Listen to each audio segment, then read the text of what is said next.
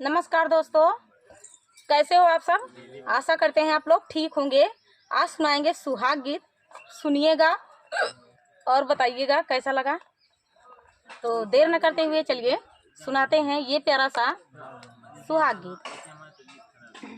मऊरा पाहिन दुल्हे गए सासुररिया,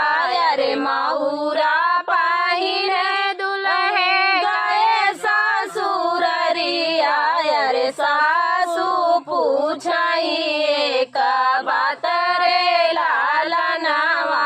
अरे सासु पूछाइए का बात रे लालनवा, अरे काई से के यहाँ दुल्हे पापा से चाचा, अरे काई से के यहाँ दुल्हे पापा से चाचा, अरे काई से यहाँ छोटा भाई रे लालनवा, अरे काई से यहाँ छोटा भाई रे लालनवा, अरे काई से नाया है तोरा सगबा लोइया, अरे काई से नाई तोरा सगबा लोइया, अरे जीना से ही सजली बारात रे लालनवा, अरे जीना से ही सजली बारात रे लालनवा, अरे पीली पगड़िया में पापा से चाचा, अरे पीली पगड़िया में पापा से चाचा,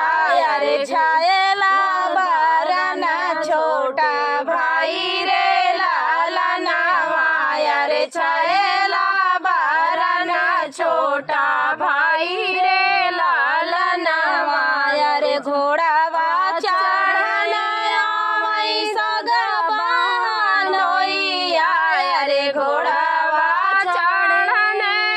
वही सगबा लोइया,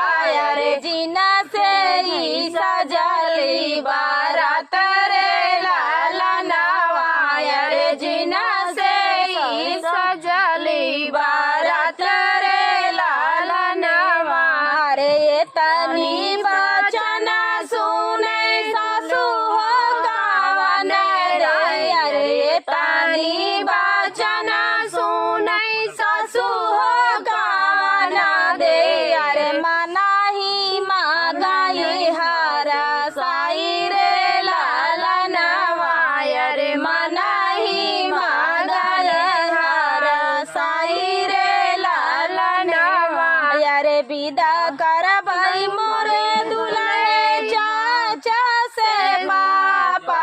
अरे विदा करबई मोरे दुल्हे चाचा से पापा, अरे विदा करबई तोरा छोटा भाई रे लालनवा, अरे विदा करबई तोरा छोटा भाई रे लालनवा, अरे एक नाही विदा करबई सगबा लोइया, अरे एक नाही विदा करबई सगबा लोइया,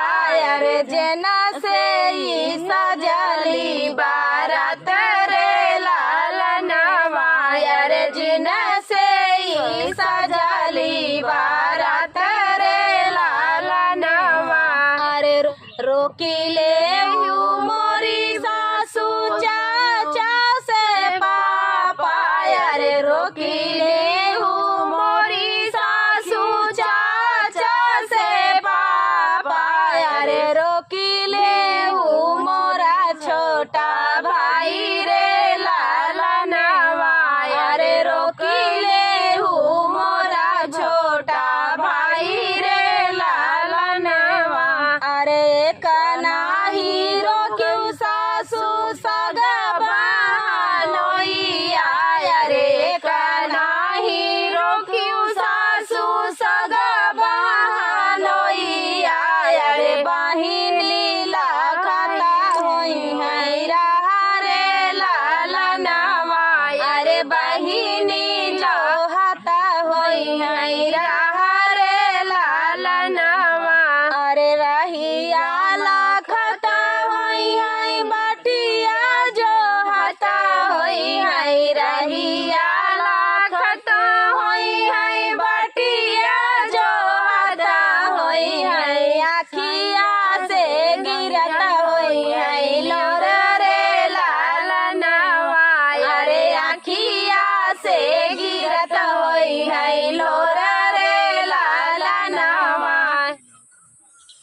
दबब मैया के चरनिया कुछ मंगनवा मंगबैना दबब मैया के चरनिया कुछ मंगनवा मंगबैना कुछ मंगनवा मंगबैना कुछ मंगनवा मंगबैना कुछ मंगनवा मंगबैना कुछ मंगनवा मंगबैना दबब मैया के चरनिया कुछ मंगनवा मंगबैना दबब मैया के चरनवा कुछ मंगनवा मंगबैना ही चाही सोना चांदी नाही चाही गहनवा एक मंगनवा मंगबैना एक मंगनवा मंगबैना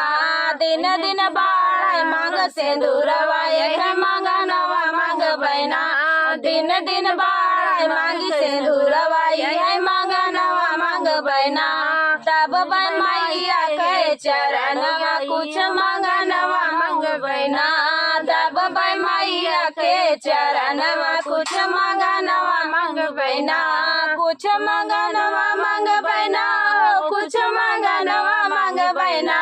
कुछ मंगनवा मंगबैना कुछ मंगनवा मंगबैना दबब मैया के चरनवा कुछ मंगनवा मंगबैना दबब मैया के चरनवा कुछ मंगनवा मंगबैना नाही चाही महल अटारी नाही चाही बंगलवा है मंगनवा मंगबैना है मंगनवा मंगबैना दिन दिन खाना कै मोर कंगनवा है मंगनवा मंगबैना दिन दिन खाना कै मोर कंगनवा है मंगनवा मंगबैना दबब मैया के चरनवा कुछ मंगनवा मंगबैना दबब मैया के चरनवा कुछ मंगनवा मंगबैना कुछ मंगनवा मंगबैना कुछ मंगनवा मंगबैना कुछ मंगनवा मंगबैना कुछ मंगनवा मंगबैना दबब मैया के चरनवा कुछ मंगनवा मंगबैना दबब मैया के चरनवा कुछ मंगनवा मंगबैना नाही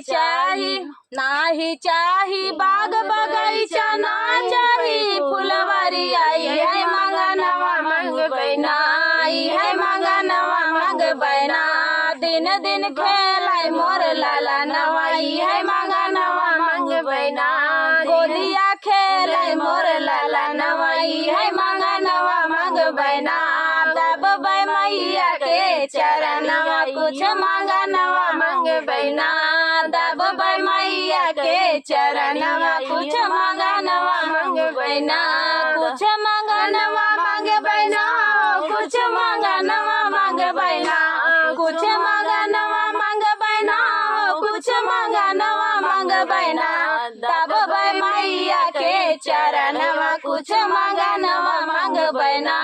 दबब मैया के चरनवा कुछ मंगनवा मंगबैना। सारा नाच गीत है, चुटकुला नाच गीत है। सास बहू ये एक सखी दूसरी सखी को क्या क्या ससुराल की बात बताती है, जैसे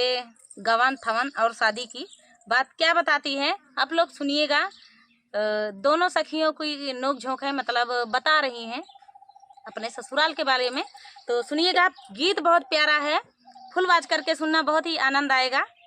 तो देर न करते हुए चलिए सुनाते हैं ये प्यारा सा नाच गीत। अपने ससुरे कहलिया का बताई सखिया, अपने ससुरे कहलिया का बताई सखिया, अपने ससुरे कहलिया का बताई सखिया, अपने ससुरे कहलिया का बताई सखिया। पहिले जब गईली ससुरवा का, पहिले जब गईली ससुरवा का बताई सखिया, का बताई सखिया। सासू कोरवा में बैठावे का बताई सखिया,